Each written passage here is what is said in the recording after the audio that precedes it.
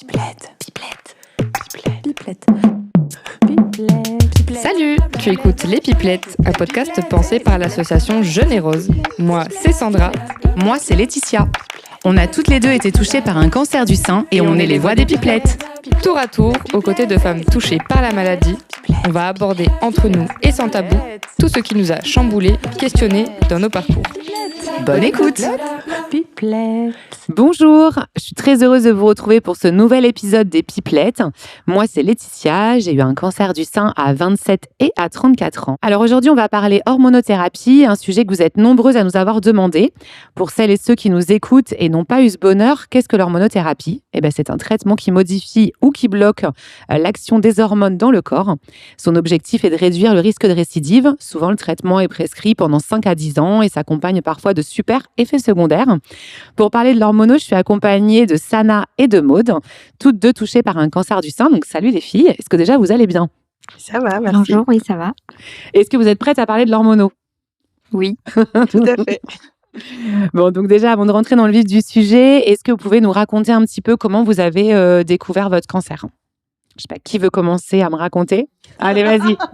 Alors, comment tu as découvert ton cancer ? Et par pur hasard, une journée un peu fatigante, j'étais très fatiguée, ça me tirait au niveau des cervicales et du coup, je me suis mise à masser au niveau de la zone en descendant un peu sur le décolleté et j'ai découvert une masse.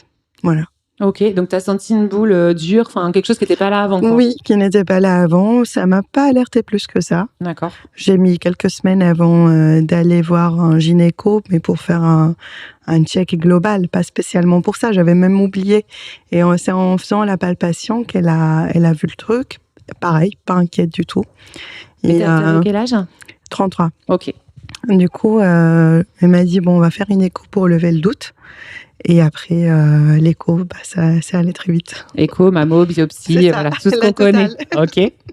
Et toi, Maude ? Moi, du coup, je venais d'accoucher de mon premier enfant. Donc, il avait 3... Je l'ai allaité pendant 3 mois. Et à la fin de l'allaitement, donc pendant qu'on allaite, on a les seins lourds, denses, douloureux, etc. Et en fait, sur la fin de l'allaitement, mes seins ont commencé à retrouver leur texture naturelle, donc plus souple. Et en fait, j'ai senti 2 petites boules. Et au début, j'ai pensé que c'était des canaux qui étaient engorgés par le lait, en fait.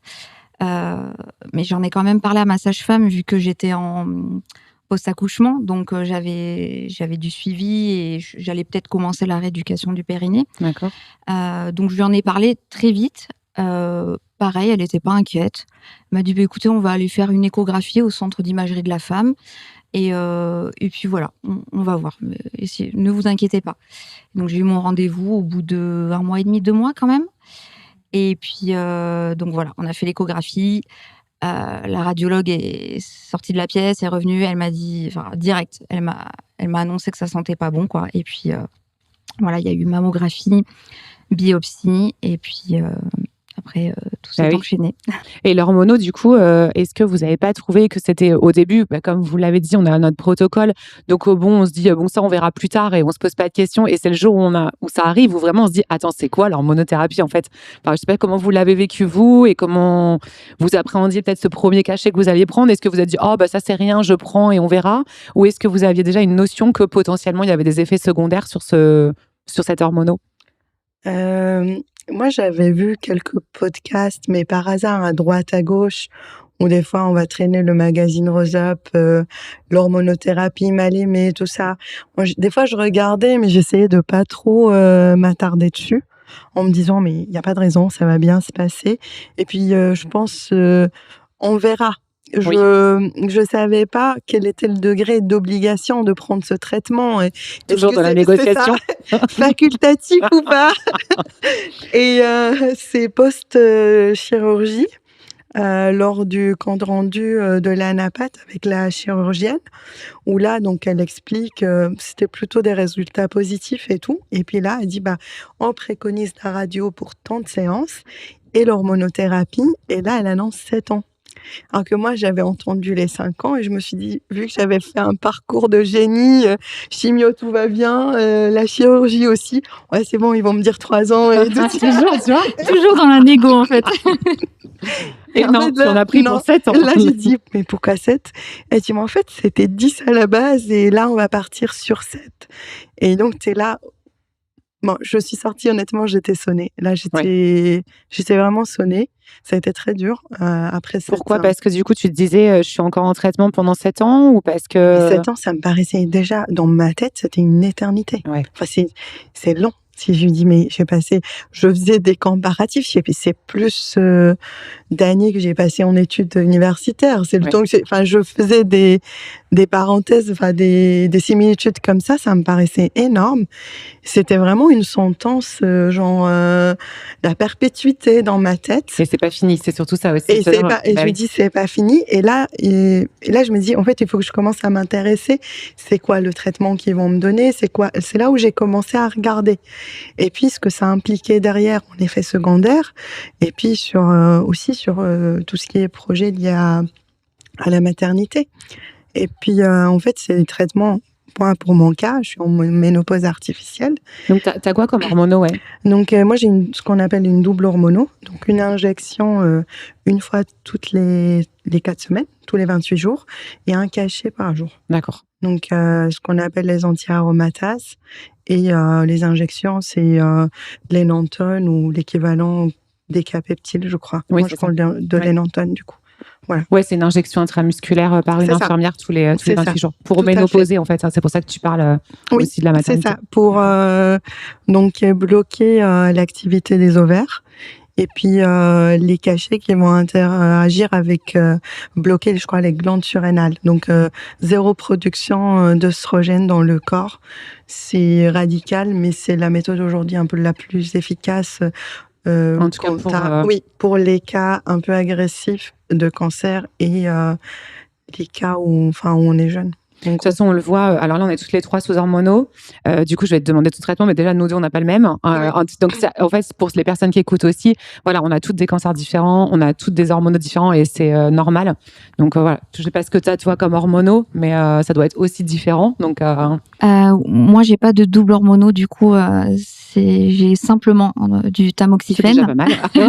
C'est déjà bien assez. Déjà bien. Donc, moi, j'ai eu du Decapeptyl pendant ma chimiothérapie, comme toi. C'est-à-dire que pendant la chimiothérapie, on a bloqué l'activité de mes ovaires. Mais du coup, aujourd'hui, je ne suis pas 100% ménopausée, en fait. Donc, j'ai mes règles. Elles sont très irrégulières, mais j'ai encore mes règles. Et par contre, j'ai tous les effets secondaires désagréables de la ménopause. D'accord. Voilà. Oui, alors que, voilà, effectivement, avec la double hormono, on n'a plus nos règles. C'est le seul avantage positif qu'on peut avoir. Et toi, du coup, est-ce que tu savais ce que c'était l'hormono? Pareil, est-ce que, du coup, comme Sana, tu as eu l'impression d'avoir une grosse sentence qui te tombe dessus ou pas du tout? Quel a été ton ressenti? Il me semble pas que je me sois perdue sur Internet à trouver des effets secondaires, à essayer de me préparer à la chose, etc. Moi, j'appréhendais vraiment le cachet. Le premier, on s'est regardé quelques... Ah, voilà ce que j'allais te demander. Donc, toi, vraiment, le premier, tu l'as posé, tu l'as observé sous toutes les coutures. Ça va durer 7 ans, du coup, t'es sûre? Notre histoire commence maintenant. Je l'ai regardé un petit moment. Je suis pas très médicament, j'aime pas ça. Je pense que personne n'aime les hôpitaux, mais je suis vraiment allergique à tout cet univers. Et du coup, c'est un truc de me dire, ok, ça va durer un certain temps. Ça m'a fait vraiment quelque chose et j'avais du mal. J'oubliais des fois de le prendre, à la bonne heure, à la même heure chaque jour. Donc, je devais me mettre plein de rappels au début pour prendre le pli. Après, une fois on va dire les dégâts causés par les premiers traitements s'atténuant au fur et à mesure, j'arrivais à voir un petit peu plus tout ce qui est bouffée de chaleur. Enfin, c'était vraiment handicapant à un moment donné, cet été notamment. C'était horrible. Et jusqu'à présent, des fois le matin, tout ce qui est choc de température, le chaud-froid, Ça fait vraiment l'effet direct. La douche du matin, tu t'habilles, puis à un moment donné, tu vois que tu es je transpire, et là, tu vois que tu dois partir au boulot, mais tu dois attendre que le corps il refroidisse. Donc, je suis là en peignoir, et je dis, bon, c'est quand tu veux.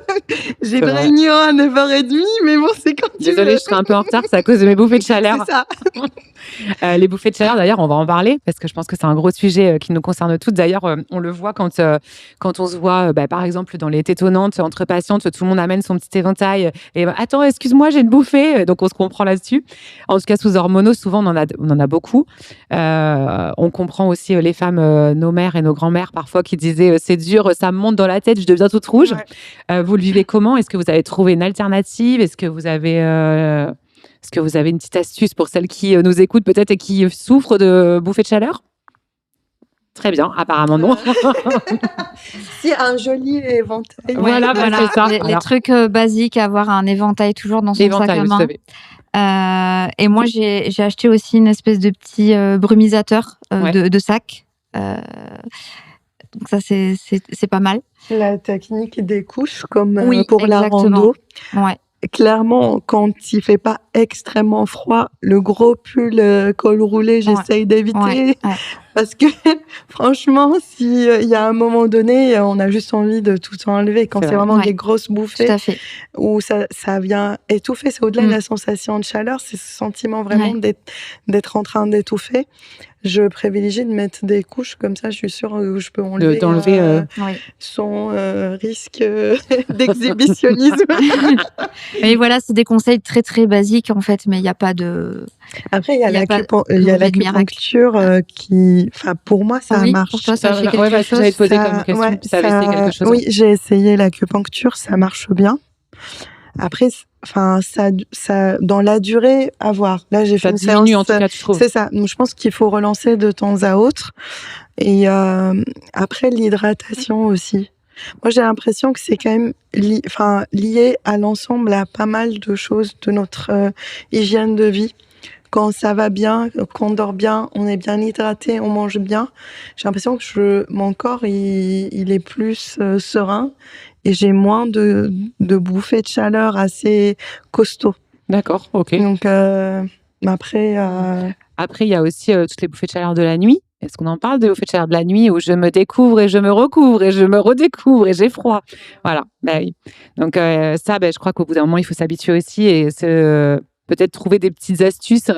Oui, mais après, moi, pour être un peu plus de 3 ans d'hormonothérapie, les effets secondaires, ils sont très fluctuants et notamment les bouffées de chaleur. J'ai eu des bouffées de chaleur dès les premiers mois et après, ça s'est nettement calmé. J'en ai eu à nouveau, donc au tout début, je les avais la nuit, donc les bouffées de chaleur qui te réveillent. Tu te retrouves brûlante, en sueur, etc. Et après, t'as froid dans ta sueur et tout. Donc, oui, c'est horrible. Les réveils la nuit, c'est ça. Et puis ça s'est calmé en fait. Et après, j'ai plus de bouffées de chaleur pendant des mois et des mois. Et ça a recommencé il y a environ 1 an. D'accord. Et là, j'en ai plus la nuit. Jamais je me réveille la nuit à cause d'une bouffée de chaleur. Par contre, oui, je peux en avoir en journée, ou effectivement les changements de température ou d'environnement, ou les prises de parole en public. Par exemple, tu vois, quand... c'est vrai. Moi aussi. Ça, tu sens que les joues commencent à chauffer et ça arrive jusqu'aux oreilles. T'as les oreilles brûlantes. Et les gens te disent d'ailleurs, t'as les oreilles un peu rouges. Oh non. Oui, voilà, c'est ça. Donc moi, des fois, quand je le sens, je dis, écoute, j'ai peut-être les joues et les oreilles très rouges. Ne t'en fais pas, tout va bien. C'est normal. Et je pense qu'effectivement, il faut essayer plusieurs choses. Alors moi, j'ai pas essayé l'acupuncture, par exemple, parce que j'ai peur des aiguilles. Donc, j'avais peur que, je sais pas, ils en oublient une. Mais par exemple, j'ai essayé d'aller voir un coupeur de feu et ça avait marché. Et du coup, j'ai dû aller le revoir après. Pour les bouffées de chaleur ? Ouais, en fait, c'est le feu, quoi. Donc, il coupe le feu aussi. Et moi, ça m'a aidé après parce que j'y crois aussi et que je me suis persuadée que ça marchait. Donc, je pense qu'il faut qu'on essaie aussi chacune notre technique. En tout cas, il y a plein de choses qui existent. Il y a des comprimés. Moi, j'en avais essayé au tout début. Mais malheureusement, souvent, c'est pas des comprimés qui sont remboursés par la Sécu. C'est de l'homéopathie? Non, c'est vraiment des comprimés pour des effets secondaires de ménopause. Par contre, sans hormones. Ah oui, Parce Ouais, que voilà. du oui, coup, voilà, faut faire attention donc à il y a ça. pas, non, ils sont sans hormones. Il y a plusieurs types, donc faut tester jusqu'à tomber sur celui qui va marcher. Et souvent, faut prendre un mois. Ouais. Et donc, ça a un coût quand même. Donc, Oui. Mais c'est comme pas toutes ces choses, hein, comme voilà, comme l'acupuncture, exactement. comme tout le le reste. coupeur de feu, enfin voilà, si Ouais, tu tout vas à avoir fait. une hypnothérapeute, une psychologue et tout, en fait, c'est vrai que Tout a un coût, oui. ouais, malheureusement, tout ce qui est soins de support et accompagnement dans le bien-être quotidien, malheureusement, si tu es en train de compter tes sous, c'est très compliqué en fait. Ou si tu les as pas, les sous. Oui, Ouais, voilà. en plus. Enfin, je veux Et dire, puis, après, tu pars en traitement long quand même. On parle de 5 ans, on parle de 7 ans, on parle de 10 ans. Ouais. Donc, c'est traitement long, Oui. effectivement. Donc, après, aujourd'hui, il y a des lois qui sont en train d'être votées. Donc, espérons que voilà, un jour, tout soit. Pour faciliter l'accès aux soins de Exactement. support et Peut-être tout. tout sera remboursé. Ouais. Pareil, dans les effets secondaires, je voulais vous demander si vous aviez vécu les sécheresses vaginales, puisque je vais rentrer directement dans le sujet, parce que parce qu'en fait, à chaque fois qu'on se voit entre Pinkette, donc entre jeunes femmes sous hormonothérapie ou touchées par un cancer, ça vient sur le sujet. Au bout d'un moment, c'est qu'au début, tout le monde dit ah, bouffée de chaleur, machin. Et après, et au niveau sécheresse vaginale, comment ça se passe, toi? Ah, ben, c'est le désert. Ok, bah, comment t'as fait? Donc, voilà, je veux qu'on en parle parce que c'est vraiment un sujet qui est important et que certaines femmes osent pas dire, sont gênées, sont pudiques, n'ont plus de rapport ou souffrent. Du coup, voilà, je veux vraiment qu'on en parle et vous puissiez nous dire aussi peut-être vos petits tips si vous en avez, ou peut-être que vous n'avez pas du tout de sécheresse vaginale. Et dans ce cas-là, c'est top. Je sais pas. Tu peux parler? Elle se regarde en souriant, donc je pense que oui. On va pas y découper, je pense. C'est c'est la petite cerise sur le gâteau, Voilà. ce sujet. Et je pense qu'on ne nous en parle pas assez. Et moi, on m'a évoqué le sujet pendant les chimios parce que j'avais commencé les injections à ce moment-là. J'avais pas fait le lien que ça va durer pendant les 7 ans d'hormonothérapie. Puis au début, tout ce qui est sécheresse vaginale n'a jamais été un sujet pour moi. Donc je découvrais. Et donc au début, ça a mis beaucoup de temps avant que ça réagisse. Tant mieux. Mais ça vient en fait ajouter un trouble de plus dans des moments où notre vie intime, elle prend très cher. Hein. C'est voilà, on va pas y aller par demi-mot. Donc déjà notre image de notre propre corps qui est modifié, qui est mutilé, quand on perd nos cheveux, les cils, les sourcils, les angles d'une part. Donc tout ce qui a un attrait à ce qu'on imagine du corps d'une femme. Et merci les publicités et le capitalisme pour nous vendre des choses bien sympas là-dessus, qui correspondent clairement pas à la réalité, mais nous, je pense que c'est une couche au-dessus de tout ça. Et après, tu as la fatigue, en fait. Enfin, tu as vraiment la fatigue physique et les douleurs physiquement dans le corps, en fait, où tu n'as pas envie. Tu es juste mal. Quand on a un conjoint, pour ceux qui sont en couple aidant, moi c'était mon cas, lui il est en première ligne aussi, donc il est fatigué aussi. Donc pour le couple et pour la vie intime d'un couple, c'est une sacrée épreuve le cancer. Après vient se rajouter l'hormonothérapie où tu as la sécheresse vaginale, mais tu as aussi t'as vraiment des rapports qui peuvent être douloureux. Beaucoup de femmes en souffrent. J'avais vu le pourcentage de femmes, c'était hallucinant. J'ai pas retenu le chiffre, mais et du coup, on n'est pas du tout. Enfin, je trouve qu'on n'en parle pas assez. À part dire, prenez une crème hydratante. Mais en fait, c'est au-delà de ça parce que il y a une atrophie, je crois, c'est le terme atrophie du vagin. C'est un changement morphologique en fait. Atrophie, sécheresse et manque de libido. Allez, bonne chance. C'est cadeau. Il faut que tu aies des rapports. Ok. Voilà. La sécheresse toute seule n'est pas si compliquée à traiter sur le moment, mais effectivement l'atrophie fait que tu as toutes les muqueuses qui sont sensibles, parfois douloureuse. Comment dire, tu perds en hydratation, même au niveau de la peau en général. Tu as la peau moins pulpeuse, etc. Et donc au niveau de la vulve, c'est moins pulpeux, c'est plus. C'est très sensible. C'est très sensible, effectivement. Et Mais ça, honnêtement, on n'en pas parle du pas. tout, Non. non. Moi, je suis tombée Mais c'est pour ça dessus que je par veux qu'on en hasard. parle aussi dans ce Ouais. podcast parce que, en fait, on en parle nous, entre nous, quand on se voit un peu en off Oui. et on attend qu'il y en ait une qui lance le sujet, mais quand elle le Oui. lance, on est trop contente. Donc, du coup, voilà, je veux qu'on en parle parce que c'est important et que peut-être que les femmes qui n'ont pas encore commencé leur mono, bon, qu'elles n'aient pas peur, mais en tout cas qu'elles se disent, OK, ça existe et si ça m'arrive, c'est Ouais. normal. Parce qu'on se pose quand même, je sais pas comment vous l'avez vécu, mais moi, personnellement, je me suis posé beaucoup de questions. Je me suis dit, mais j'ai un problème. En fait, Moi, je me suis pas dit, c'est leur mono, je me suis dit, j'ai un problème, pas possible. Moi, j'ai Voilà. la même. Autant sur la sécheresse, au début, c'était pas marquant. Donc, je me suis dit, OK, un effet secondaire, peut-être en moins. Non, c'était juste, c'était plus loin dans le temps.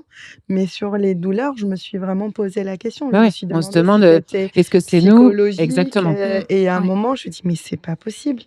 Et en fait, quand j'ai eu l'explication physiologique, bon, ça résout pas le problème, mais Mais déjà ça permet de le comprendre. oui, je dis: «OK, en fait, il y a un truc physiquement qui se passe et personne» bon, ça fait chier, hein, quand on le voit, je fais: «OK, un truc en plus qui se passe et qu'il faut gérer donc, qu'il faut apprendre à vivre avec», la fameuse phrase.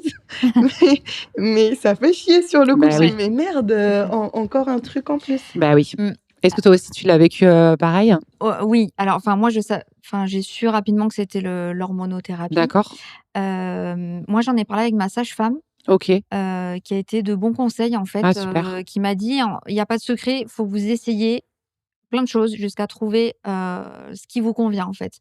Et donc moi pendant un moment j'ai utilisé des crèmes, vaginales à l'acide hyaluronique. J'avais utilisé ça suite à mon accouchement, parce que j'ai accouché par voie basse et en fait, déjà j'avais utilisé, ce type de crème pour, aider à la cicatrisation. Donc j'avais Une trouvé crème au quotidien ou une crème pendant les rapports? là c'était, au quotidien D'accord. ou Parce presque. que là, ce que tu prenais, c'était vraiment comme ça? C'était pour hydrater, D'accord, effectivement. OK. En parallèle, par contre, j'ai pris, aussi de l'huile, de bourrache en gélule. OK. Sauf que en fait, j'ai appris qu'il fallait pas prendre de l'huile de bourrache et il y a des choses qui sont un petit peu interdites quand tu es en cancer hormonodépendant, oui. OK. Donc en Tu fait prends de l'huile de bourrache? J'en ai pris aussi. Ah, zut. voilà, donc en fait, Arrête. ma sage-femme en fait m'a dit l'huile de bourrache ou c'est mon médecin traitant qui me l'a dit, je sais plus. L'huile de bourrache, vous pouvez en appliquer en local.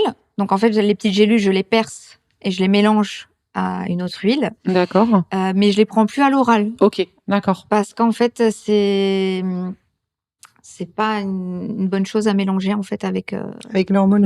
Il y a des l'hormonothérapie. interférences, OK. Oui, donc moi j'ai essayé plusieurs crèmes comme ça et ce que j'ai trouvé qui était pas mal pour moi, donc c'est voilà, très dépendant d'une personne à l'autre, c'est l'huile de calendula.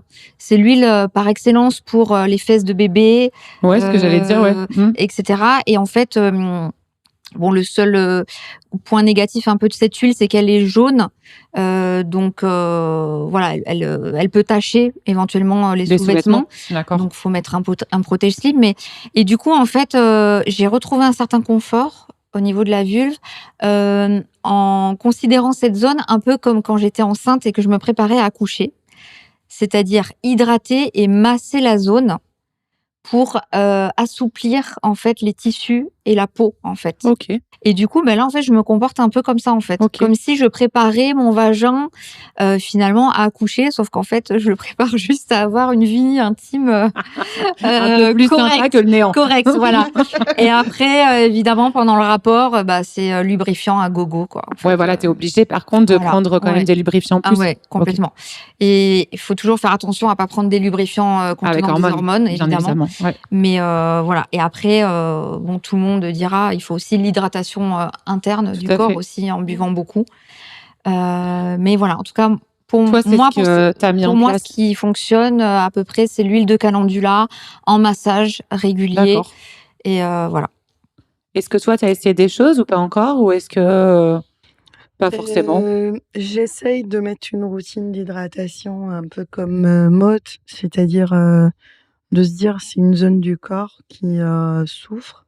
Et du coup, si on a les mains sèches, le visage qui est un peu sec, parce qu'on a passé le week-end à la montagne où il vente trop, il fait trop froid, on met une crème. Et donc de me dire, c'est la même chose en fait, sauf que là, c'est les médicaments qui causent ça.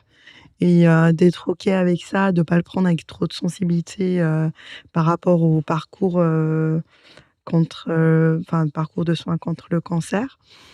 je vois un léger... quand même, quand je suis régulière sur l'hydratation, je vois qu'il y a quand même de l'amélioration. Pareil, donc en te mettant une crème ou une huile. C'est ça, Une huile, une ok. huile végétale ou une crème. Je suis pas encore sur toutes les crèmes qui se vendent en pharmacie, qui sont souvent non remboursées. C'est des crèmes à base d'acide hyaluronique. Oui. J'ai pas encore trouvé celle qui me va le mieux. Ok. Et j'avais discuté avec une socio-esthéticienne. Je sais pas comment on en est venu à parler de ça. Elle a plus l'âge de nos mamans que le nôtre. Donc, elle est en train de vivre sa ménopause.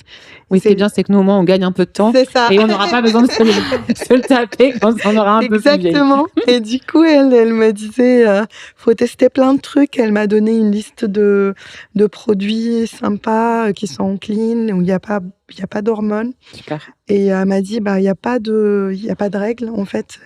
Vous essayez jusqu'à trouver celle qui vous va. Ouais, voilà. Faut chercher ce qui nous convient le mieux, en fait. Et elle m'avait dit un truc, ça m'avait touchée. Enfin, elle m'a regardée, puis elle me dit, et puis les garçons, il faut les éduquer. Parce que il faut pas avoir mal. Bah oui. Elle a dit ça un peu en mode maman. Trop mignon. Elle était très, très, très sympa. Elle m'a dit, faut pas avoir mal et il faut pas se taire quand on a mal. Et les garçons, il faut qu'ils apprennent à se tenir. Ah, j'ai regardé, j'ai dit, ok, je vais essayer de garder ça.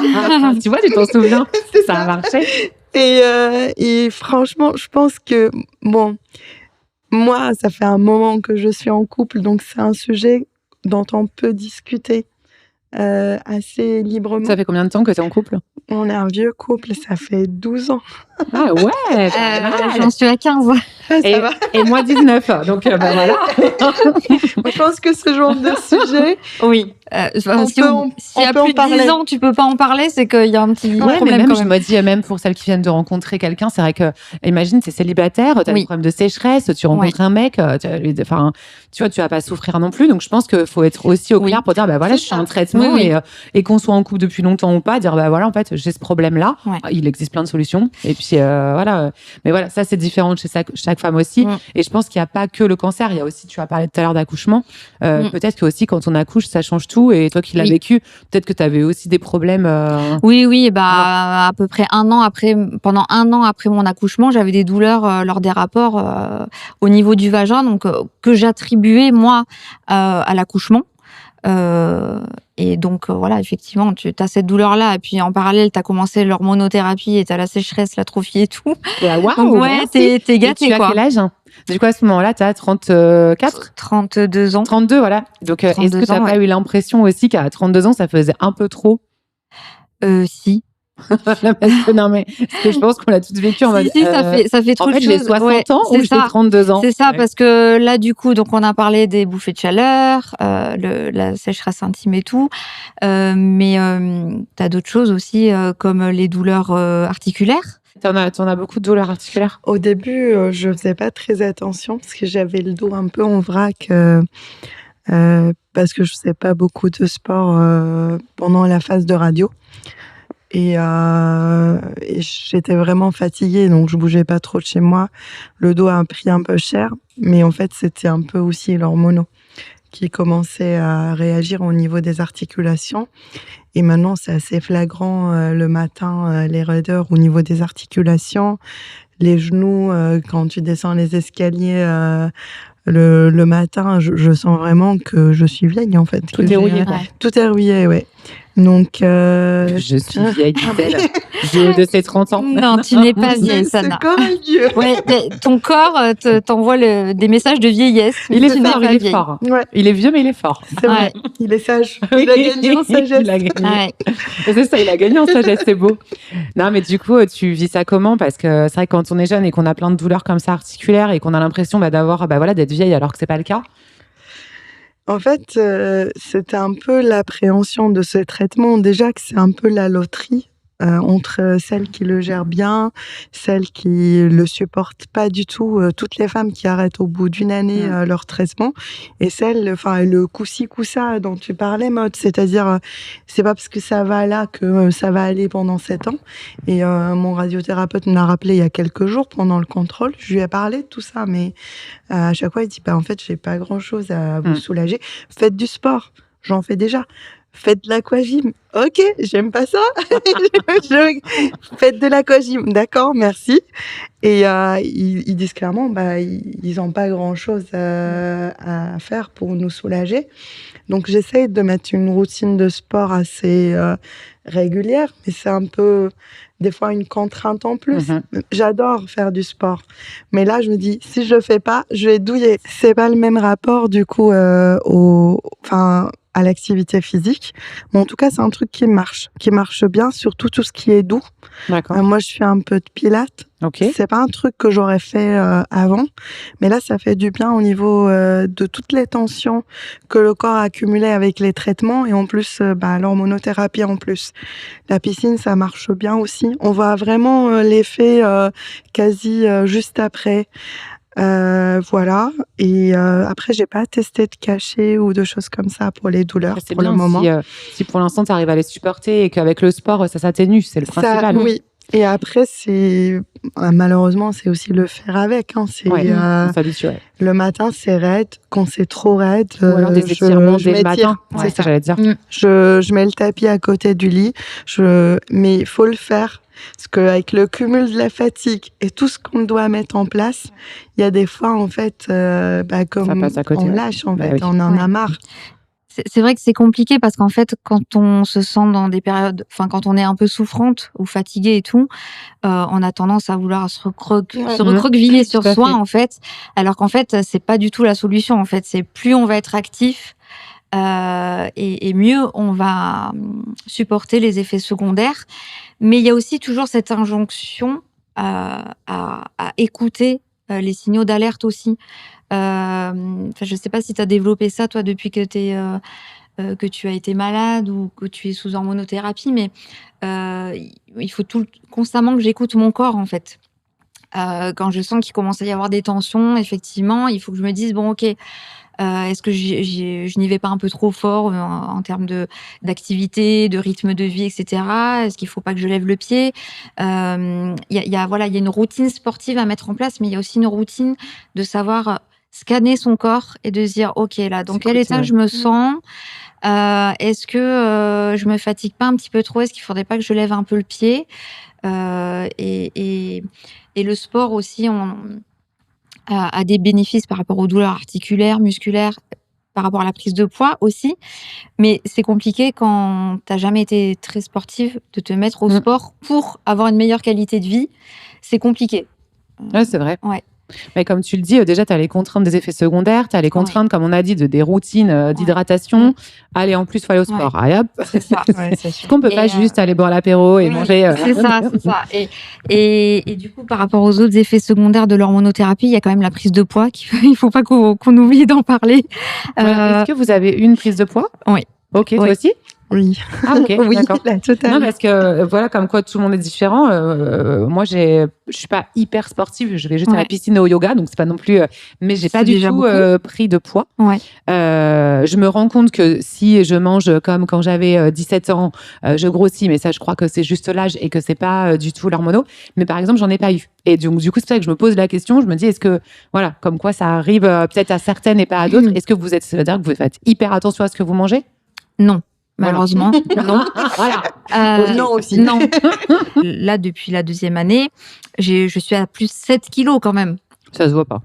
Vraiment, sincèrement. Oui, mais bon, 7 kilos, c'est pas rien quand même. Tu les vois, toi, sur la balance? Oui, moi, je les vois. Et voilà, donc là, je suis à peu près stabilisée. Bon, je me pèse pas toutes les semaines, mais là, il me semble que je suis à peu près stabilisée. Mais le poids, c'est quand même un vrai sujet avec l'hormonothérapie. Hein. Toi aussi, tu as pris du poids? Moi, j'ai pris pendant les traitements. En fait, j'ai perdu beaucoup au début de la chimio. Enfin, j'ai perdu beaucoup. J'ai perdu très vite. Au bout de 3 semaines, du coup, les infirmières ont un peu tiré la sonnette d'alarme. Et du coup, j'essayais de manger, mais ce qui passait. pour pas continuer à en perdre. Et le Taxol avait fait l'effet inverse, qui était ma deuxième protocole de chimio, où là, j'ai commencé plus à stocker. Et en fait, plus j'avançais dans les traitements, il y avait une forme un peu de... Enfin, je pense que je mangeais vraiment mon stress et ma peur, clairement. Ouais. Enfin, tout ce qui passait, toutes les émotions un peu négatives, la colère, le stress, la peur, je compensais avec la nourriture. Et je m'en suis pas rendu compte jusqu'à, je pense, un soir, en dînant. On était à table, donc on mange avec mon mari. Et moi, je m'en sers. Sauf que je m'en sers, je pense, 2 fois. Et j'avais encore faim. Et là, je me dis, mais il n'y a pas encore autre chose à bouffer. Et je regarde, en fait, lui, il a mangé le tiers de ce que j'ai mangé. Il fait 20 centimètres de plus que moi. Je dis, OK, il y a peut-être un souci. Il y a peut-être un problème. Il y a peut-être un problème. Et j'avais à chaque fois, mais j'avais vraiment faim.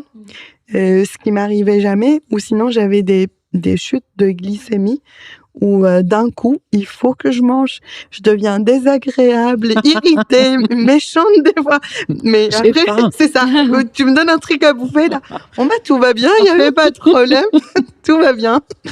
Et je pense que le rapport à la bouffe a un peu changé parce que il y a toutes les injonctions aussi, le 0 sucre. Enfin, on entend plein de trucs.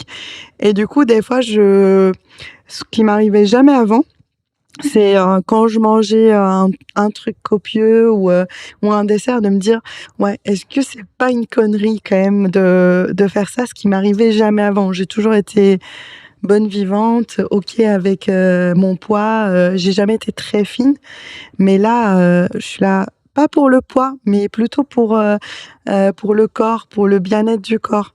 Donc moi je suis allée voir une diététicienne. D'accord. Pour discuter de plein d'aspects, comment en fait bien manger par rapport à l'hormonothérapie. Donc pas que pour la perte du poids, mais j'ai découvert plein de trucs, c'est hyper intéressant.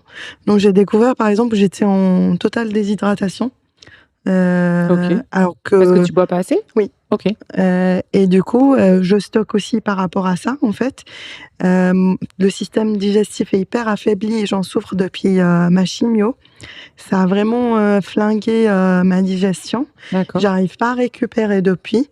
Et en fait, de savoir que l'eau, que le système digestif est le système qui consomme le plus d'eau dans le corps, et j'étais là, ok, donc je peux résoudre rien qu'en buvant, plus du coup que la normale, je peux résoudre pas mal de soucis. Que ça peut aider aussi pour les bouffées de chaleur, pour les sécheresses vaginales. En fait, l'eau, c'est super. L'eau, c'est la vie, hein. Donc, j'essaye d'être vraiment à cheval sur l'eau. J'ai aussi, en fait, c'est une éducation autour de notre nutrition et c'est loin des a priori qu'on peut avoir. Je vais chez une diététicienne, c'est pour perdre du poids, mais c'est vraiment pour comprendre les aliments qu'on peut manger qui font du bien au corps. Et en fait, des fois, c'est juste des aliments que j'adore. Je suis là, mais c'est nickel, en fait. Je peux manger ça et c'est anti-inflammatoire, donc ça aide pour les douleurs articulaires. Et honnêtement, c'était une bonne surprise. J'y suis allée un peu en appréhendant. Je dis, ok, si elle me file un truc de régime carré et tout, je pars, je ne reviens jamais. C'est pas pour moi. Déjà, je dois prendre un cachet par jour. Vous abusez bon, quoi. pas. Laissez-moi tranquille. Et en fait, c'est pas du tout. Limite à la fin, elle me demande si mais vous voulez un plan alimentaire. C'est quoi ça?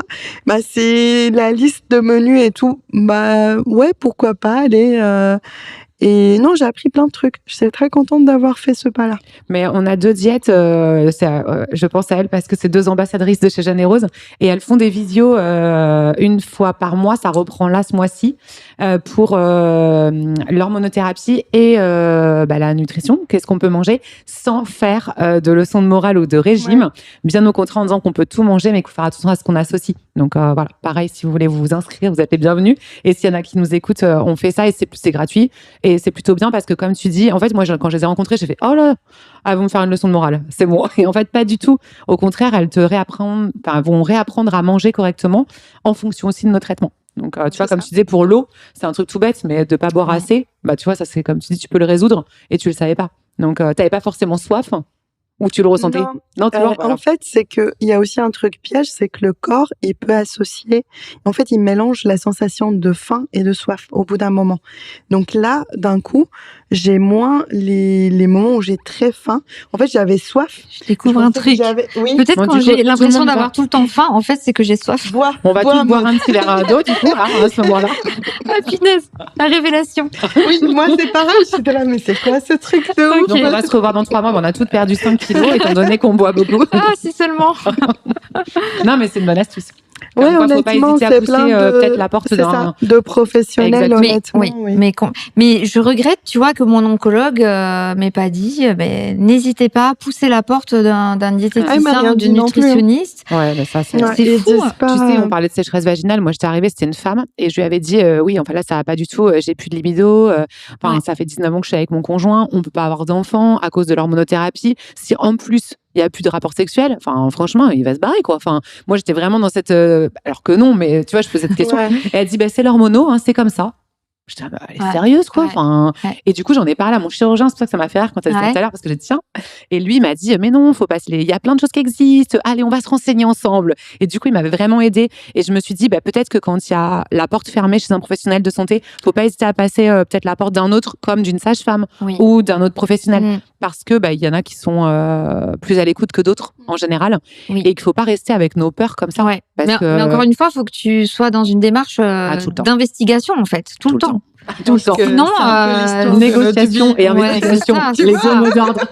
Souvent, quand on a fini la chimio... Alors déjà, quand on a fini la chimio, les gens autour de nous, ils disent, c'est bon, elle a fini son traitement.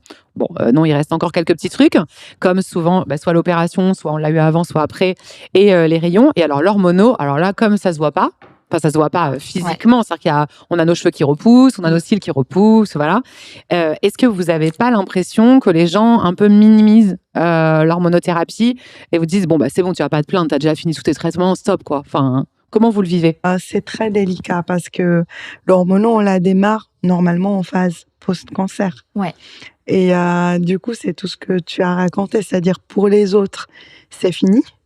Et il y a tous les signes qui indiquent que c'est fini, la repousse des cheveux. Moi, les remarques que je me suis prises, ça repousse, c'est fou, ça repousse tellement vite. Pour nous, ça repousse tellement pas. T'es là, je ressemble à un caniche ou un mouton en fonction des jours. Sois contente, tes cheveux sont frisés, c'est vachement mieux. C'est bouclé, t'es là, ok, merci. Mais pour nous, c'est hyper compliqué. Je pense que c'est l'un des moments où il y a pas mal de solitude quand même.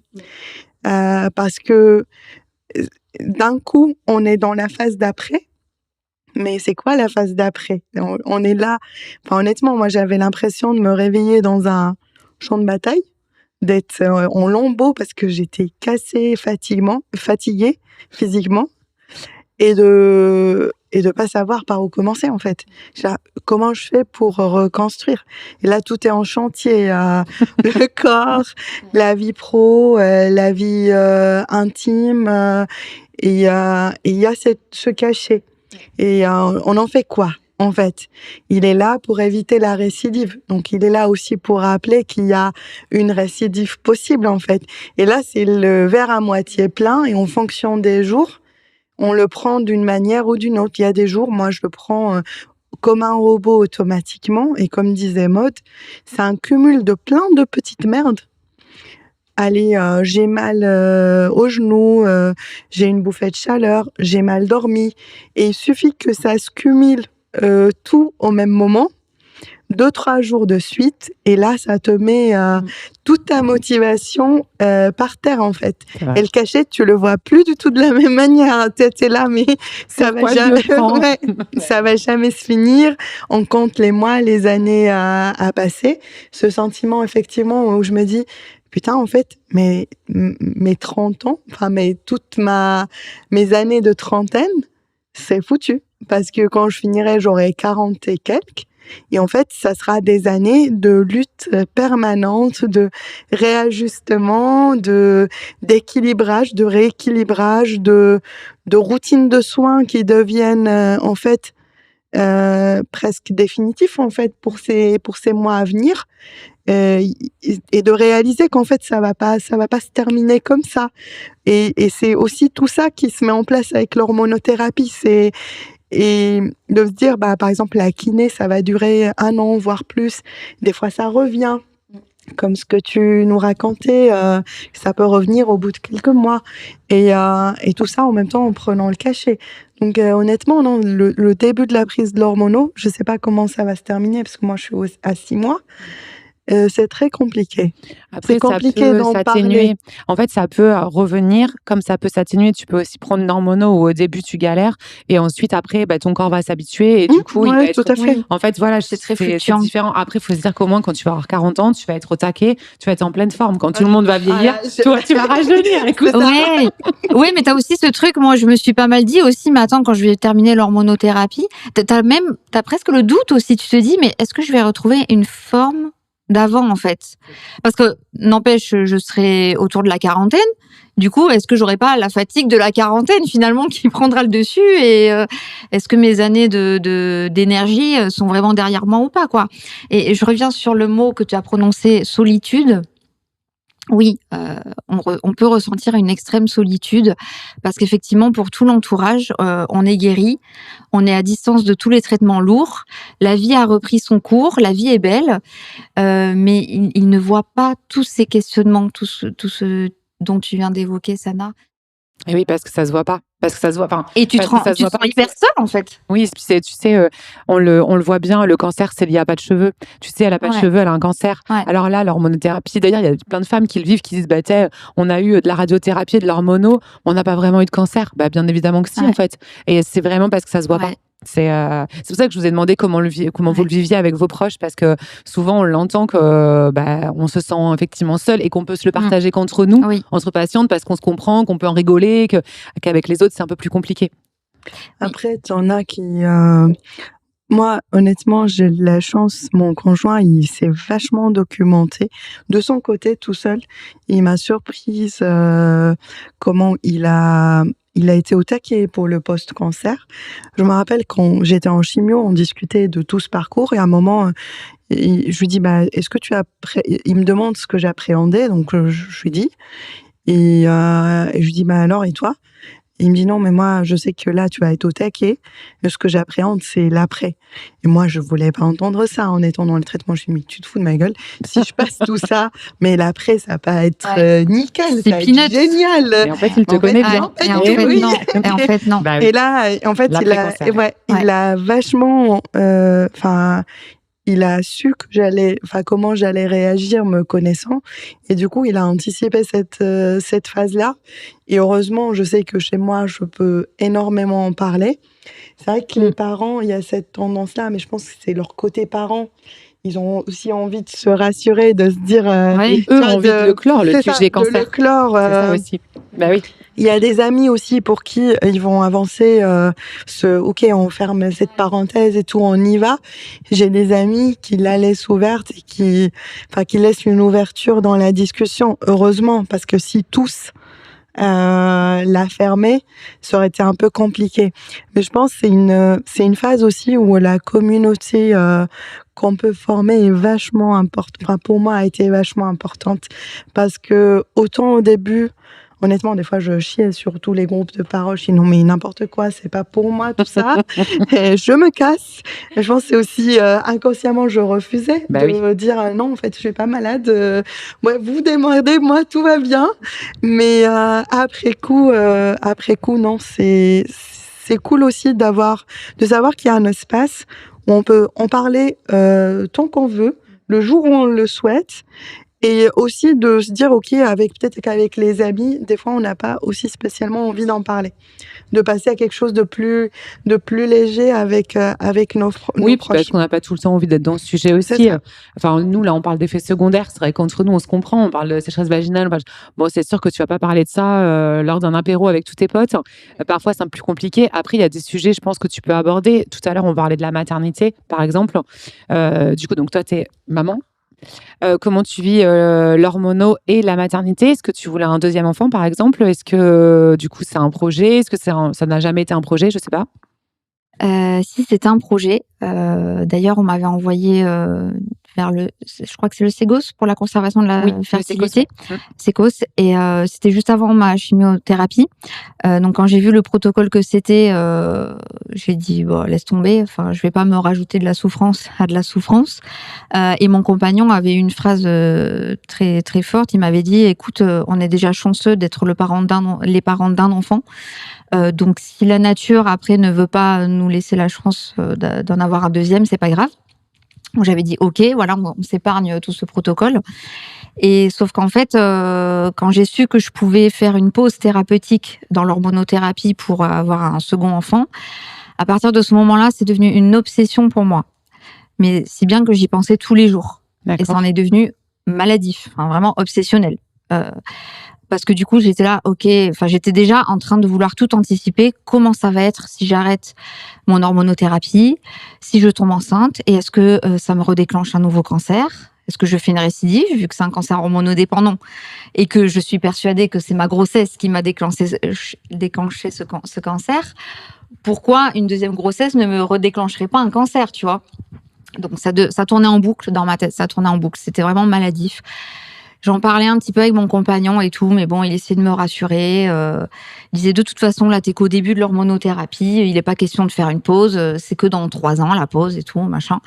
Et puis, j'arrivais pas à me sortir ça de la tête. Donc, vraiment maladif. Et au bout d'un moment, j'en rediscute avec lui. Il me dit, écoute, comme je t'ai dit, on est déjà chanceux d'être parents d'un enfant. Il dit, si tu dois être enceinte une deuxième fois et que jour et nuit, tu dois penser à la récidive et te pourrir la vie, en fait. Et si tu dois avoir un deuxième enfant, mais être malheureuse ou être dans la crainte permanente, il m'a dit, écoute, vu qu'un enfant, ça se fait à 2, moi, je prends la décision qu'on n'aura pas de deuxième enfant. Et comme ça, t'arrêtes d'y penser et tu vis ta vie. Ok. Waouh. Ouais, et la grosse décision, et en fait, je crois que j'attendais que ça, en fait, qui tranche, en fait, tu vois.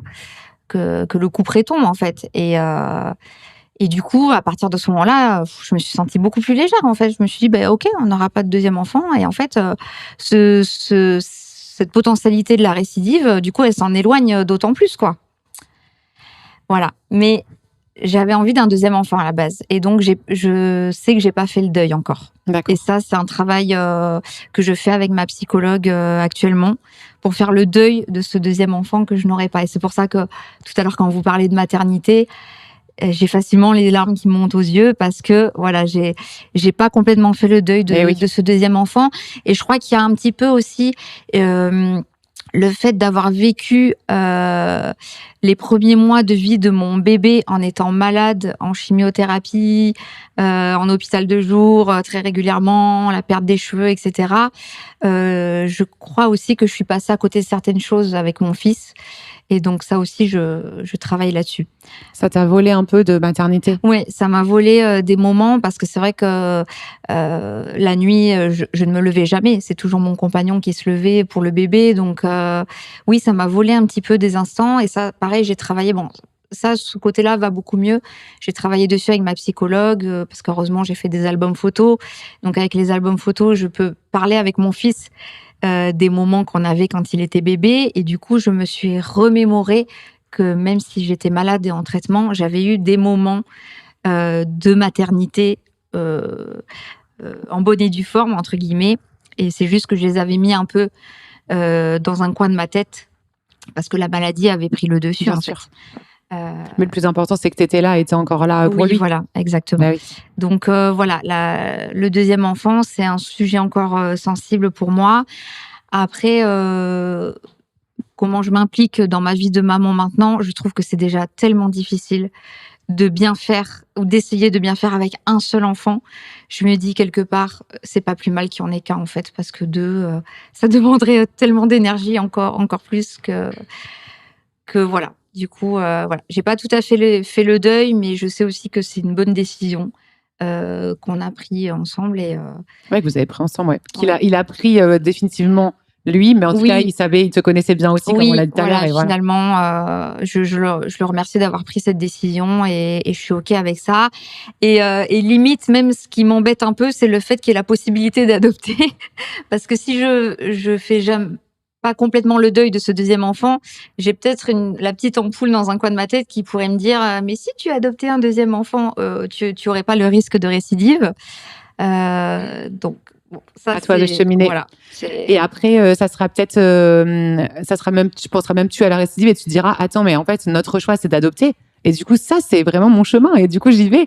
Tu vois, et tu penseras peut-être même plus. C'est, oui. En fait, je pense que déjà, il faut faire son deuil, effectivement, de la maternité, d'un deuxième, comme tu l'as dit, et profiter de ton premier enfant. Il grandit tellement vite. Voilà. Donc, profite de ton petit Léo. Et toi, du coup, est-ce que l'hormono a mis une pause à ton projet bébé? Est-ce que déjà, tu avais un projet bébé avant le cancer? Parce que des fois, tu sais, on parle de ça, mais on n'en a pas forcément à ce moment-là. En fait, le cancer a mis le sujet un peu sur la table. Il n'y avait pas de sujet en cours. Je me suis toujours projetée avec un enfant, mais à 33 ans, je me disais, j'ai encore le temps. Ce que ma mère ne partageait pas forcément. Mes tantes non plus, mais moi je me disais tranquille, il y a encore le temps pour faire un enfant. Et en fait, c'est vrai que le cancer vient mettre ce sujet sur la table. Il y a tout un sujet sur l'impact sur la fertilité, etc. Et l'hormonothérapie, ça bloque forcément. Donc c'était un peu la surprise. Je m'attendais pas à devoir traiter ce sujet en parallèle du cancer et même en même temps. Donc l'hormono pendant les chimios déjà, même avant les chimios, on parle de l'impact sur la fertilité, surtout chez les jeunes. Les professionnels étaient plutôt rassurants. Moi, j'ai pas pu faire de conservation d'ovocytes, ce qu'on propose à pas mal de patientes. J'avais pas le temps et j'avais médicalement, il y avait aucun intérêt par rapport au stock d'ovocytes que j'avais. Et après, il y a l'hormonothérapie. Donc là, clairement, on peut pas faire un statut sur l'état gynécologiquement parlant, donc il n'y a pas de retour de règles pour savoir si ça remarche ou pas. Faut arrêter l'hormono, c'est pas une option, donc c'est un sujet. Il y a le temps qui passe, qui joue pas en notre faveur. Et après, il y a l'histoire des 7 ans. Moi, au début, je me suis dit, il n'y a pas de sujet, c'est 5 ans plus ou moins, donc je vais essayer d'aller au maximum du traitement et après, on verra. Et là, 7 ans, c'est une autre histoire, c'est 7 ou 10 ans. Donc, c'est plus la même. Et surtout, en fait, médicalement, j'ai pas envie de contraindre la maternité avec tout un protocole. En fait, là, on apprend que ça va pas être je vais acheter un test de grossesse à la pharmacie et dire ah bah tiens, je suis enceinte, trop cool quoi. Là, c'est pas du tout. Là, c'est on va voir l'oncologue, voir ce qu'il va dire, est-ce qu'il est ok ou pas. Repasser une batterie de tests. Moi, elle m'a clairement dit, le jour où on fera une fenêtre, on vous fouille de la tête aux pieds. Puis elle me regarde et me dit, oh non, en fait, du coup, aux pieds. Bon, elle a de l'humour long cours que j'ai. Ok, merci. Donc, c'est beaucoup de stress. Est-ce que tu as envie de ça? Ouais. On est passé par là, on sait ce que ça fait de passer un TEP scan. Là, quand je repasse pour faire les contrôles, c'était mes premiers. Ça fait des mois que j'ai pas mis les pieds à Bergognier. Et quand je suis rentrée, ça m'a fait un truc. J'étais devant la secrétaire avec mon petit papier, limite en train d'hyperventiler. Oui. Et en fait, le corps, il se rappelle de tout ce qu'il a... Retourner dans ce lieu traumatique. Ouais, tout ce qu'il a vécu là-bas. Est-ce que j'ai envie de repartir dans un truc hyper médical? Honnêtement, aujourd'hui, non. Et vu que j'ai toujours envisagé une adoption, je m'étais dit, j'adopterai. Ça, c'est sûr. C'était un truc qui trottait dans ma tête. Et j'en avais parlé à mon conjoint avant d'avoir le diag, mais juste comme ça. En mode, mais est-ce qu'on n'adopterait pas avant d'essayer d'en avoir un biologique? Pourquoi faire dans l'autre sens? Et du coup, pendant tout ce temps-là, le sujet d'adoption devenait de plus en plus un peu une évidence, en fait. Je me dis... Enfin, je suis vraiment en paix sur... c'est une manière comme une autre d'être parent. Tout à fait. Et après, c'est vrai qu'en tant que femme, en fait, on subit beaucoup de choses qui, dans l'imaginaire collectif, touchent à notre féminité. Les seins, les cheveux, le vagin. Enfin, on a parlé de tous ces symboles. Donc, c'est un autre symbole qui vient d'être touché, celui de porter la vie, entre guillemets. La maternité, c'est toujours ce terme-là, oui, de porter la vie. Tu le portes en toi, la connexion qui se crée, l'accouchement. Enfin, il y a plein de choses où tu dis, est-ce que je suis pas en train encore de passer, encore une fois, à côté de quelque chose? C'est trop tôt pour trancher, mais moi, je pense pas que c'est un truc que je porterai toute ma vie comme comme quelque chose qui va manquer à ma vie de femme. Mais ça, c'est vraiment mon point de vue perso. Ouais, c'est très personnel. Parce que j'ai jamais attaché la maternité à la grossesse. Bien avant. J'ai dans ma famille des personnes qui ont été adoptées. J'ai une cousine, j'ai des amis aussi à mes parents qui ont des enfants adoptés. Et dans ma tête, il n'y a jamais eu de différence. Déjà petite. Enfant, ça n'a jamais été un sujet.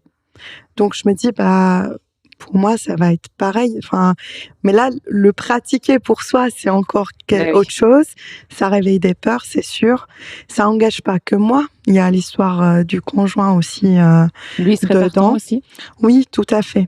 Et dès le début, dès que le sujet est venu sur la table, il a même limite pour lui, je dis mais c'est pas un sujet là pour maintenant. Parce que le sujet, c'est que tu guérisses. On verra quand tu seras guéri, on reparlera de tout ça. Et ça, c'est chouette, ça enlève un poids. Mais c'est vrai que ça l'engage. Je lui dis, imagine, dans 10 ans, dans 15 ans, on se sépare. T'as quand même fait le choix de pas avoir d'enfant en restant avec moi. Est-ce que c'est OK, en fait? Est-ce que dans 10 ans, ça sera OK? Donc, bien sûr, il dit, il y a pas de sujet. On s'est choisi déjà, nous deux, avant de construire une famille. Ça fait quand même du bien de l'entendre. Ça soulage parce qu'il y a ce poids de se dire, je me disais, il aura pas d'enfant biologique à cause de moi, en fait. Et plus le temps passe, plus cette culpabilité vient s'atténuer et de mettre des choses en place, de commencer à se renseigner pour l'adoption, c'est cool. Ça réveille plein de peurs, mais c'est aussi, on se dit, en fait, ça commence, c'est le début du chemin. Ça va. Il y a plein de gens qui nous ont dit, mais c'est très long, c'est éprouvant comme chemin, mais avoir un enfant, c'est un engagement pour la vie. Au moins pour 20 ans, 25 ans, le temps de le virer de la maison. Mais c'est un énorme engagement. C'est comme tout, si par exemple tu prends ce chemin-là, il sera pour toi plus court et joyeux parce que tu l'auras décidé et que vous savez pourquoi vous allez le faire et que ça va être un vrai choix et tu verras qu'en fait tu te diras mais c'était pas si long. J'en suis sûre. Et bien sûr qu'il y a de l'attente, mais au final tu sais pourquoi tu l'auras fait. Donc, après, pour tout ce qui est fenêtre thérapeutique, je mets pas d'attente. J'essaye, en tout cas. Je pense que des fois, inconsciemment, quand même, il y a des choses qui se manifestent. Parce que, à chaque fois que j'entends les 7 ans, ça me fait chier.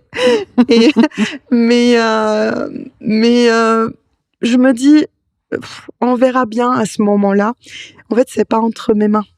Ah oui. Je pense qu'il y a un petit côté fatalité à la marocaine dû à mes origines. C'est le côté un peu Inch'Allah. On verra. Donc on verra à ce moment-là. C'est vraiment pas entre mes mains. Ce qui est entre mes mains, c'est faire en sorte que ça se passe au mieux. Tous les leviers dont on a parlé pour vivre au mieux l'hormonothérapie. Mais si dans 2 ans, 3 ans, 4 ans, je vais voir l'oncologue et il me dit on n'arrête pas pour telle et telle raison, est-ce que je prendrais le risque? Je suis pas sûre de faire un enfant pour vivre une récidive avec un enfant ou juste en fait en mourir, parce que on meurt du cancer du sein, on a tendance à l'oublier. Je pense pas. Et je pense que là, mon conjoint, autant il est compréhensif sur plein de choses. Là, il dira non. Je pense qu'il veut prendre 0 risque. Bien sûr. Donc, c'est pour ça, c'est pas entre mes mains. Donc, et puis attends, il y a encore un petit temps, ça fait que 6 mois que tu le prends. Il y a tellement d'évolutions, on le voit actuellement. Enfin, je veux dire, il y a plein d'évolutions sur le cancer du sein, sur les cancers féminins en général d'ailleurs. Donc du coup, voilà. Peut-être que dans 3 ans, il y aura encore des nouvelles choses qui vont arriver et où tu te diras, dans ma tête, j'ai la possibilité de faire une pause, la possibilité d'avoir un don d'ovocytes pour pas être stimulée, la possibilité d'adopter. Oh, je choisis quoi. Tu auras même le choix. Donc, voilà. Oui, tout à fait. Il y a plein de choses qui vont arriver, c'est sûr. Donc, je pense que le premier chemin qu'on prendra, ça sera une procédure d'adoption. Et pour le reste, on verra. Ça dépend pas de moi. Donc, ça dépend de plein de choses. Je reste relativement optimiste. J'essaye de digérer le sujet petit à petit. Et il y a aussi de savourer quand même cette sortie de traitement. Parce que l'hormonothérapie, c'est rude, c'est éprouvant, mais il y a quand même un espacement de tous ces moments très difficiles et de voir qu'il y a des moments où le corps repart, même si c'est que par moment, même si c'est court, c'est quand même des petits signaux d'espoir. Donc j'essaye de m'accrocher à ça, parce que c'est quand même 7 ans. Et j'ai pas envie de subir le traitement pendant toute cette durée-là. Et me dire un état d'esprit un peu plus positif, mais aussi une éducation sur ce traitement et sur tout ce qu'on peut mettre en place pour mieux le vivre. Ça permettra que ça aille de mieux en mieux, en fait. Et je crois qu'il faut le prendre comme ton meilleur ami, te prendre ce petit médicament en disant mon meilleur ami qui évite que je sois de nouveau malade. Ouais. Il m'apporte quelques petits effets, mais en tout cas, il est là pour me sauver aussi. Et la piqûre, c'est pareil. Moi, je supportais pas du tout la piqûre. Je la déteste. Elle est énorme. Je l'ai détestée. Et depuis que c'est ma meilleure amie, et du coup, elle me fait moins mal et j'ai moins d'effets secondaires. Et sous hormonaux, j'ai pratiquement pas d'effets secondaires, à part quelques sécheresses, des bouffées de chaleur, mais légers, et je m'y suis même habituée. Donc, et ça fait 3 ans. Donc, il y a aussi des messages d'espoir en se disant, ok, ça part pour 7 ans ou 10 ans, mais parfois on la supporte bien. Et dans ce cas-là, continuons comme ça, et ça nous permet d'aller bien. Donc, ça c'est chouette. On a de la chance d'avoir ce traitement quand même. Oui. En fait, je me suis pas mal documentée sur le sujet à un moment donné, et c'est quand même une bonne chose et une chance d'avoir ce traitement. Effectivement, ça maximise nos chances de pas récidiver. Exactement. Et ça, faut pas l'oublier. Donc, je me le mets en tête à chaque fois, et de voir le verre à moitié plein. Effectivement, ça aide pas mal. Et je pense que c'est un deuil global à avoir. Avec ou sans hormonaux, il y a beaucoup de choses que nous vivons. J'ai une amie qui n'a pas d'hormonothérapie. Il y a quand même pas mal de trucs dont elle souffre aussi. Je pense qu'il y a aussi tout ce qui est lié au traitement de base qu'on a eu, chimio, chirurgie et radio, au choc traumatique, à tout ce que symbolise avoir un cancer, au fait qu'on l'a eu vachement jeune et que ça vient chambouler toute notre vie. Et en plus, il n'y a pas que l'hormonaux. Et donc, de se dire que, de toute façon, ces trucs-là, c'est aussi les séquelles des traitements. C'est pas que l'hormonothérapie. Ça change aussi la manière d'appréhender et de vivre ce traitement. Voilà. Bon, écoute, j'espère que tu vas bien le supporter. C'est tout ce qu'on peut te souhaiter. Merci et beaucoup. Que nous nous reverrons avec tous nos bébés, adoptés ou pas, mais en tout cas, je l'espère. Un grand merci les filles pour vos précieux témoignages et vos conseils. On vous souhaite plein de belles choses. Si vous aimez écouter les pipelettes, est-ce que vous saviez que vous pouvez noter le podcast et le commenter ? Alors n'hésitez pas si vous voulez nous soutenir et réagir. Et on se retrouve très vite pour un prochain épisode. Si vous êtes ou si vous avez été touché par un cancer du sein, on organise des rencontres entre patientes dans toute la France. Alors retrouvez les dates sur notre site internet ou sur notre compte Insta. Et d'ici là, chouchoutez-vous bien. Pipelettes.